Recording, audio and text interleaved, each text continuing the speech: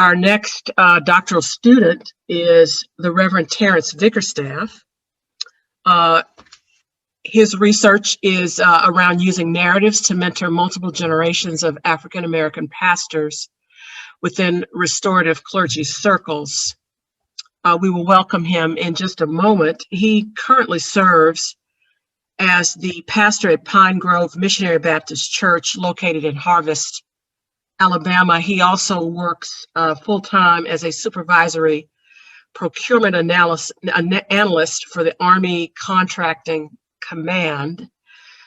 He is scheduled, I think, Reverend Vickerstaff, to defend your work before the end of this month, sometime around February 22nd, 23rd. So we congratulate you on that achievement, and we welcome you to this Black Church Studies consultation and are eager to hear about your research. The floor is yours. Welcome. Good morning, everyone. Thank you, Dr. Kalser, for that introduction. And I am excited to be here with the work that's going on with the consultation. If we could get the slides up, please.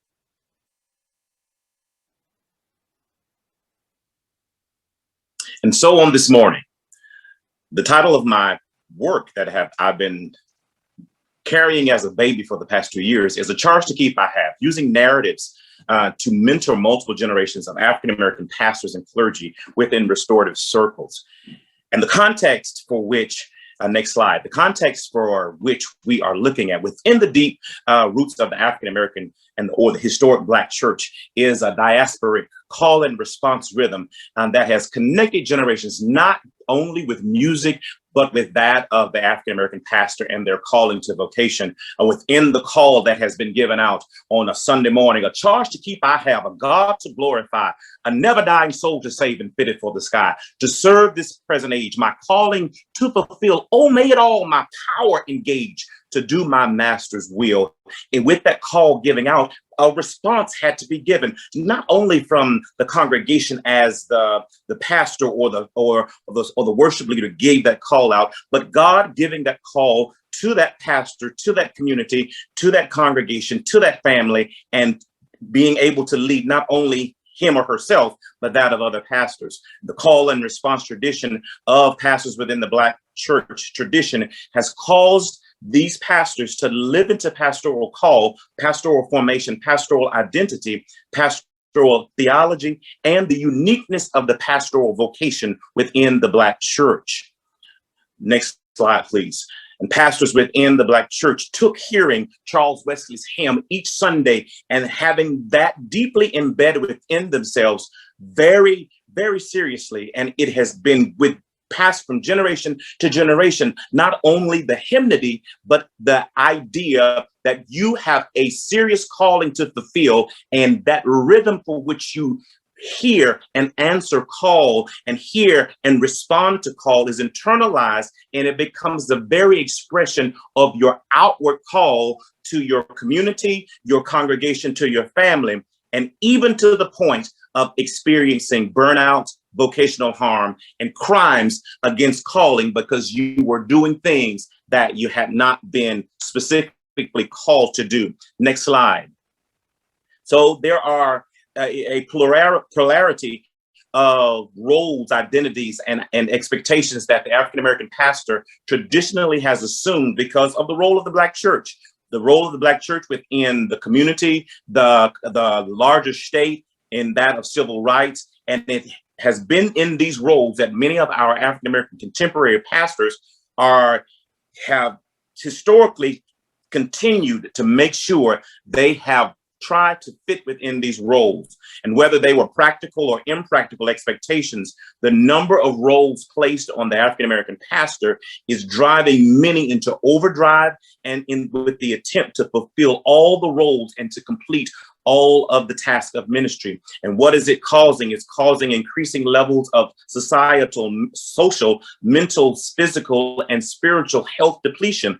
You're having ministry fatigue. You're having burnout that's occurring. And there are places where pastors are even leaving ministry. And further, this traditional model is morphing into the impractical model and now becoming the standard and norm as emerging pastors develop this model for ministry and a new norm based on an old paradigm of answering a calling to serve this present age and be all that's needed in all situations for everybody is becoming heavy and weighted. And there's an emerging generation of African-American pastors that needs mentoring and needs genuine, authentic identity as a part of this growing ministry.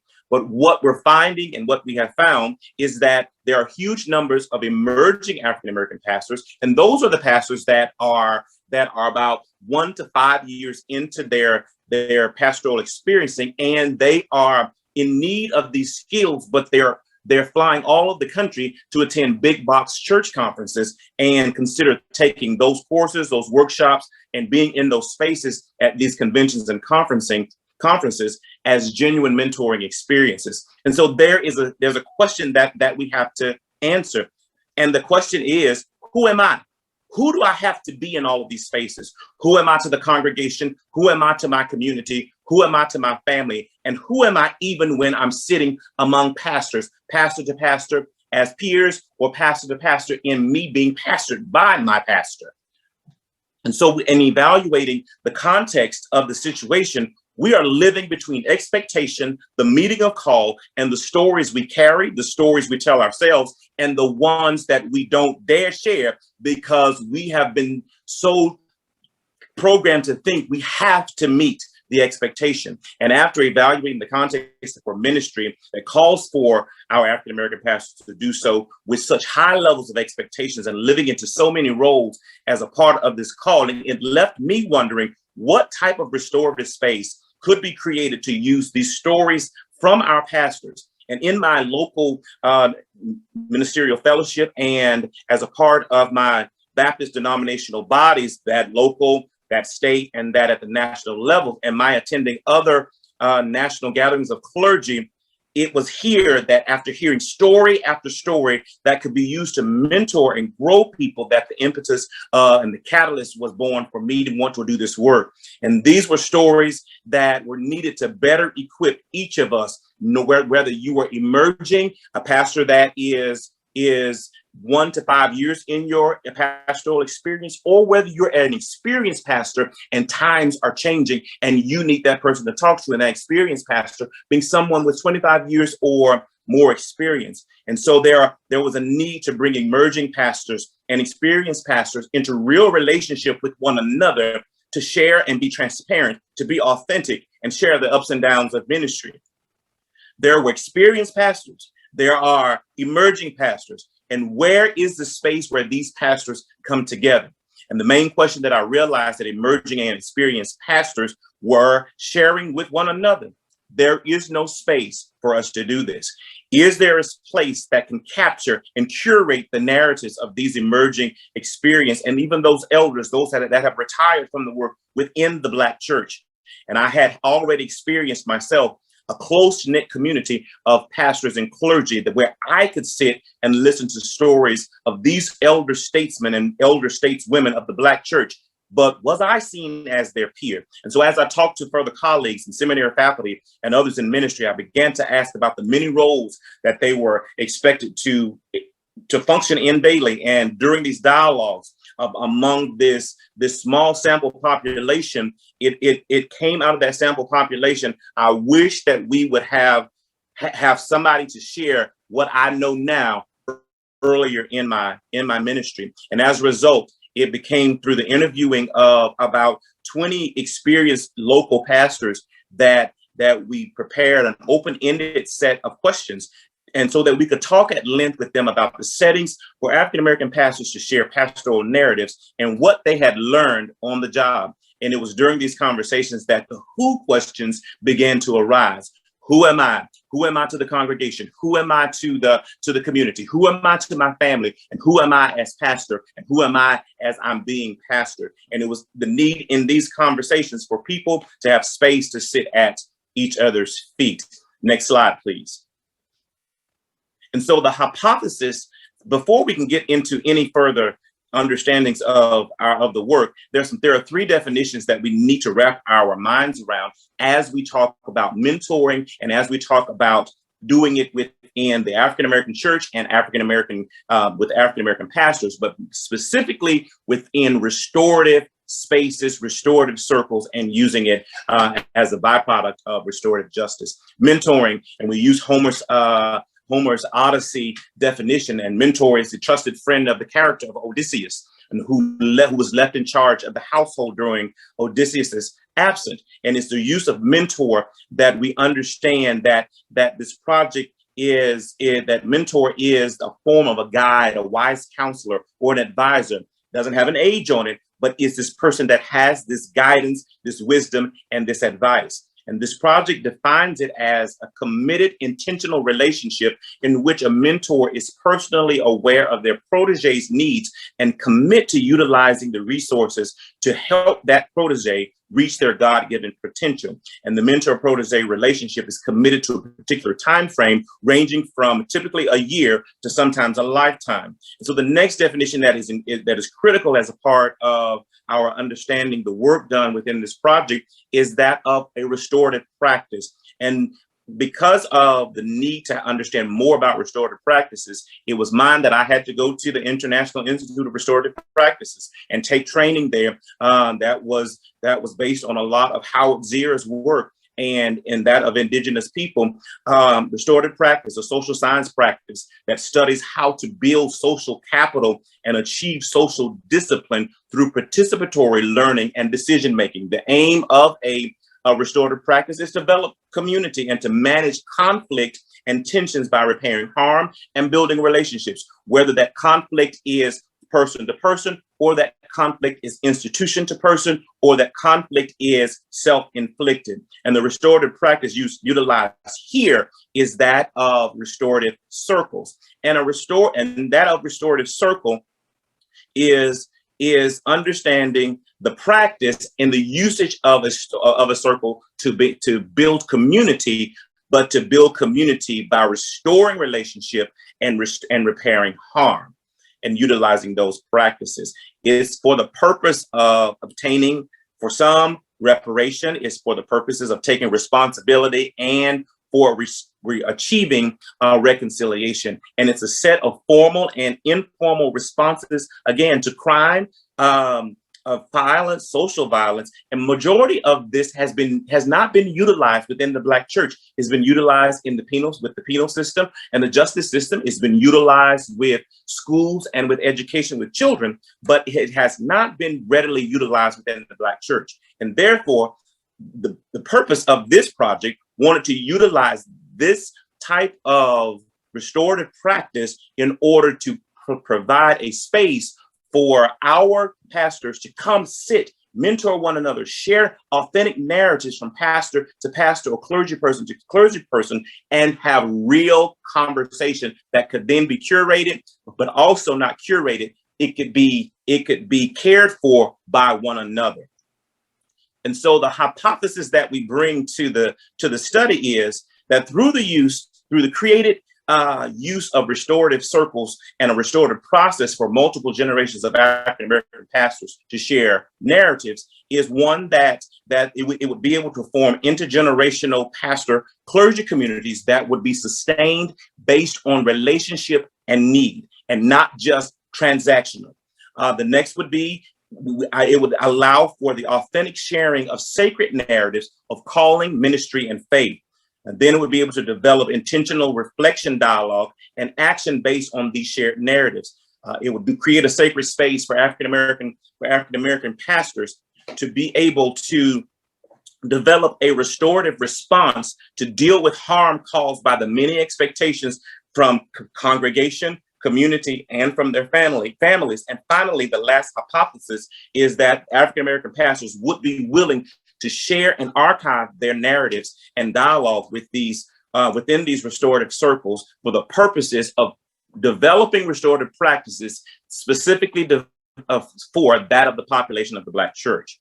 And so next slide, please. My biblical model is that of reimagining a Pauline mentoring model based on that of Ephesians 4:11-16, where it talks about, and he gave himself some to be apostles, prophets, evangelists, pastors, and teachers for the equipping of the saints for the work of ministry, for the edifying of the body of Christ. It is here that we place a restorative circle twist on Paul's model. In Paul's model, there's a possibility that there is a hierarchy in leadership. Of the twist that we place on it with a restorative model is that everyone is in community. Paul is storying, he's teaching, and he's sharing knowledge through storying. There are multiple generations that are present, not only in that of those listed, but as you go throughout the Pauline epistles and see who he's in ministry with and who he's in regular contact with as he stories.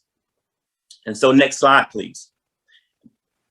So the research methodology used was that of using the CIPP model, the context, the input, the process, and the product model. And it was used to develop and implement and evaluate the restorative clergy circles that were developed.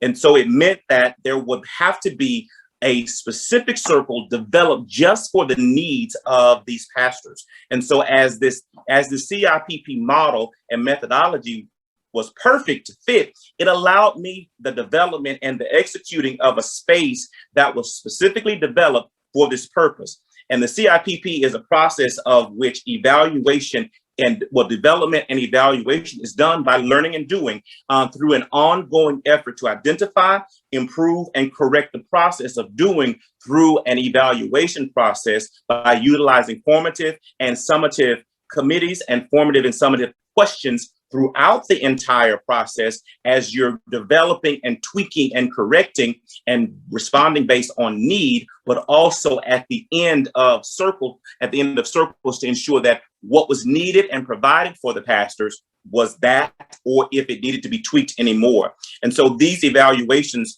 were important for the guiding efforts in the planning, the implementation, and the restructuring, if needed, of these clergy circles.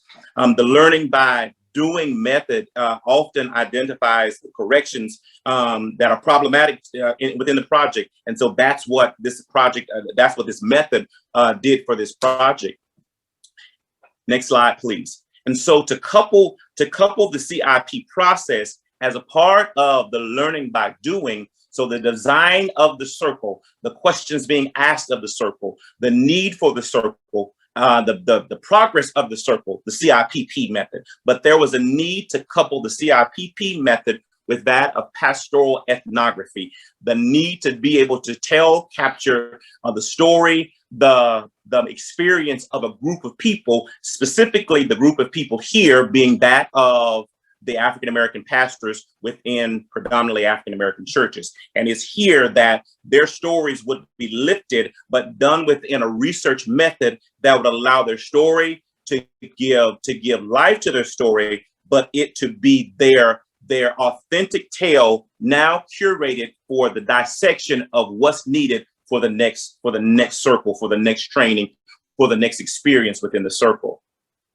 And so to understand, for me, I had to ensure I understood that of pastoral storing methods. And so it meant not only getting training from the International Institute of Restorative Justice on restorative practices, but I needed to go to a space where the West African griot was still sitting, and in that space telling stories. And as the pastor, as a storyteller, it is critical that the storytellers understand storying, but also storying from that of a restorative type method. And so I found myself in a story corps with that Samuel DeWitt Proctor conference, where I'm learning storying methods that I could bring back to this particular project. And the ethnographic methods that were incorporated into the project were due to these pastoral narratives. And the methods allow for the project to engage in the pastoral ethnography process that developed the understanding of what their real knowledge was, where their skills were lacking, but where their practical wisdom was for the faith community. And based on the story as the object of focus, the researcher, me, was able to give more attention to experience, which is based on the interest that comes out of the narrative versus assumed need. And it allowed for the story to be told, analyzed, and through the eyes of the restorative practices for harm and where the person could be healed or the community could be healed. And so within the next slide, please. And so within that method, there was the implementation of the Clergy Circle Project, which was a two-part implementation strategy that began with the development of the Clergy Circle Project, which was an equip workshop, which allowed for clergy to come together across this area that allow for them to sit in workshops that gave them an understanding of calling, pastoral formation, pastoral identity, to help them understand better what restorative practices were. And following this workshop, then there were the actual circles that were developed out of the workshop. So it was a two-prong approach. And so the circle was developed with the intent out of this workshop to share pastoral call, identity, vocation, formation, and the development of the spiritual practices of the pastor within the Black church. And so within the workshop and within the circles, the intent was always to ask the question, who am I?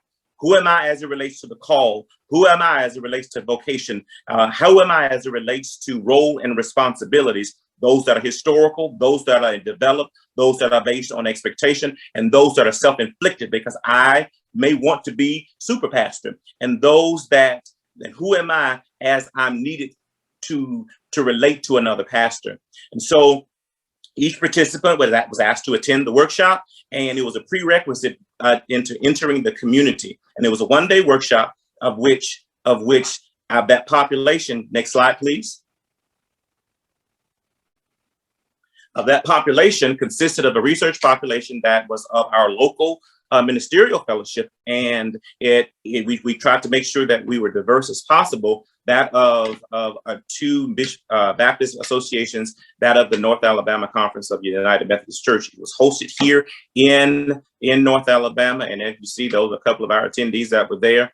And the workshop attendees were a population of 132, of which 71 of those persons signed up to attend the actual and be members of the actual circles themselves. Next slide, please. And so the Clergy Project was a two-part strategy. And so the first part is the workshop. And the second part was the six clergy circles that consisted of traditional in-person, gender-based, hybrid in-person, and virtual. And then there was a totally virtual circle that happened. And I'm thankful that it happened because of COVID. And so each of the circles were of a 7-week duration. And as a part of the circle, if you see one of the circles sitting there, as a part of the circle design was ensured that everybody was equal within the circle, but not only equal, that everyone had each other's trust to be able to share and be authentic and be a real person and not have to be pastor in the particular space. Next slide, please. And so as a part of our research findings, at the heart of the Clergy Circle Project was the creation of a sacred space for the sharing of these pastoral narratives from the Black church. And while I began looking for a way to create space to share pastoral narratives to help emerging and experienced pastors in ministry, the primary outcome was the depth of the circles, the stories and the narratives that came out of the circle. One of the other outcomes was that of the relationships that were built within the circle. The circle could only be sustained with that of the relationships built, with that of the trust built, and with that of them needing one another, not me and the circle, but them within the circle. And within the circle were the development of story prompts to initially begin these conversations and these storying moments. But out of it developed the need for a clergy circle journal. Out of it developed a set of circle prompts that were cards utilized that could be utilized individually within the larger circle or within what we call circle points or circle arcs. A circle arc is that of one or two persons if the circle is not in session and you're wanting to do more work with another pastor. A circle point is that of you wanted to do individual work. And as dialogue increased from week to week and deepened from week to week, it shifted from informing to the prompts leading them into hard moments where deep storying was going on, and they were within the West African concept of Sankofa, it flying forward while looking backwards and taking these stories with them. There was an intense level of emotional sharing that increased. It increased personal and group levels of empowerment.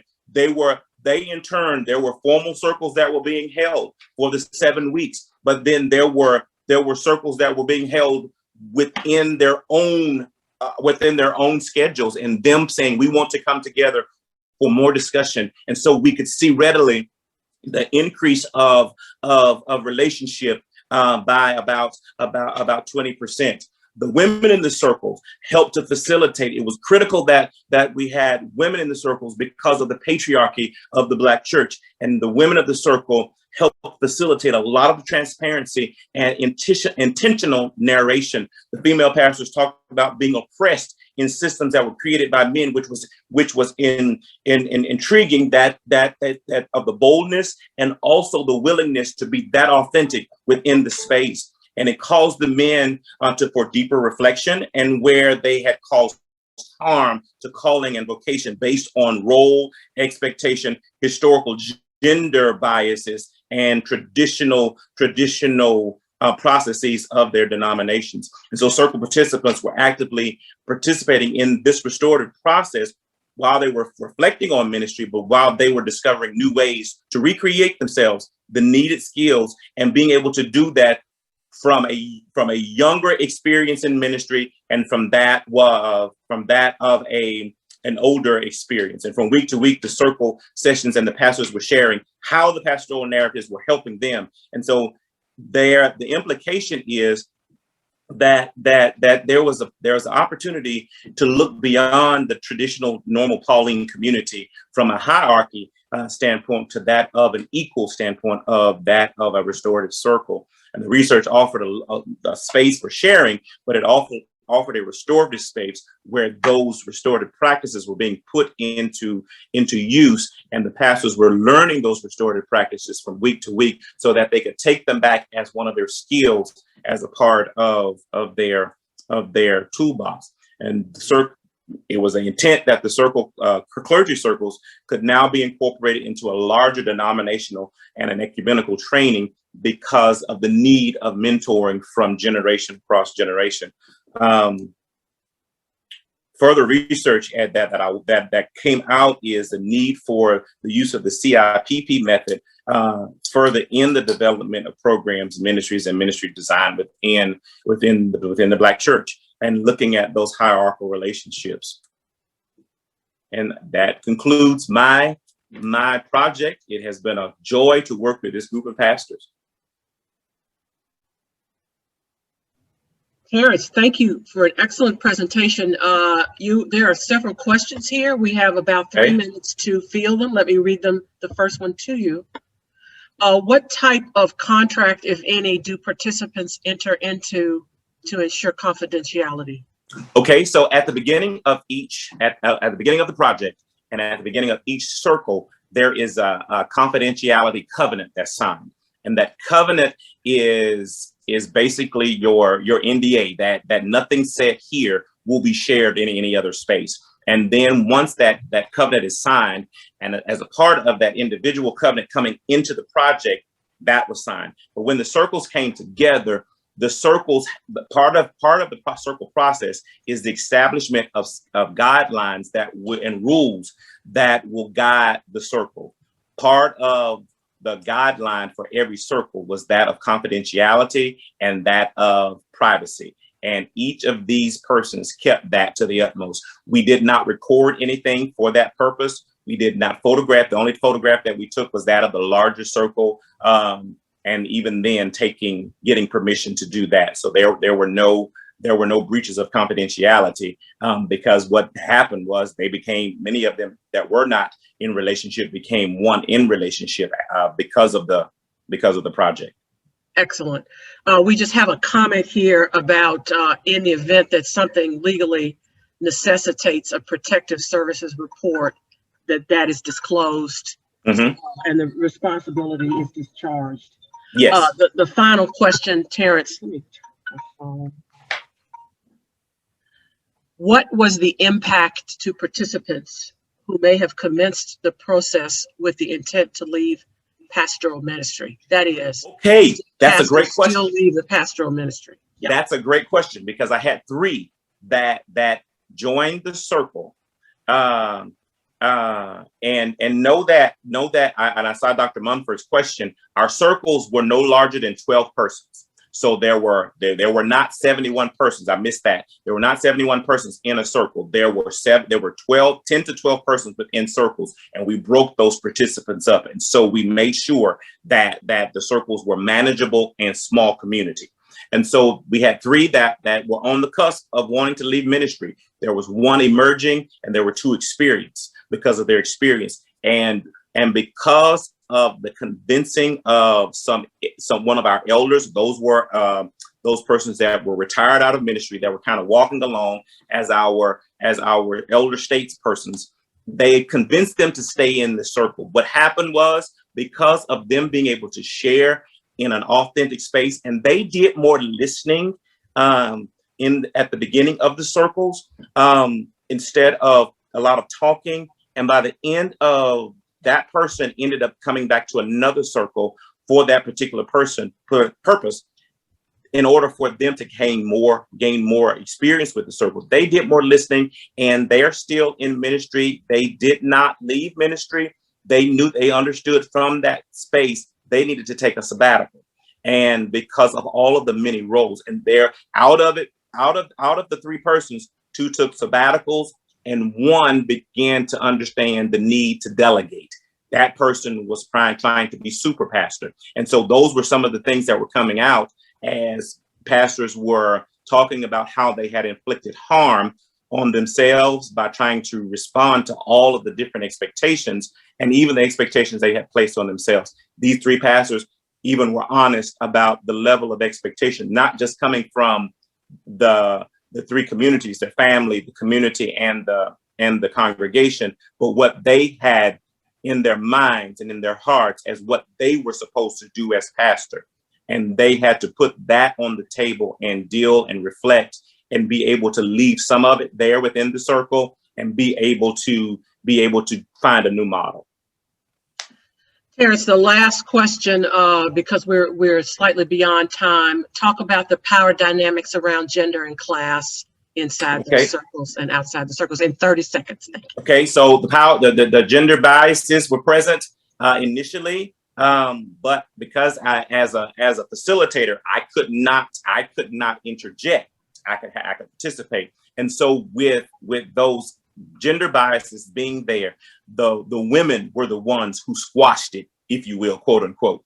They brought it down to a more leveling space. There were some pastors of the emerging age bracket that were willing to speak up when hierarchy began to show up because of experience, and because some of them were coming out of denominational bodies where you're engaging with some of your superiors. It was intent. There was one example where a presiding elder and a district superintendent had to have conversation with one another to ensure that they were not the presiding elder, not the district superintendent, and they were just pastor X, Y, and Z. And so it began to level itself easily among themselves as it began to show up. Terrence, this is excellent work. Tell us in 10 seconds what your next research project will be. My next research project will be to take a look at how to curate the story for the purpose of Paul writing letters to Timothy, of our Paul's writing these letters and providing these letters to the African American church. So there will be a compilation of curated stories.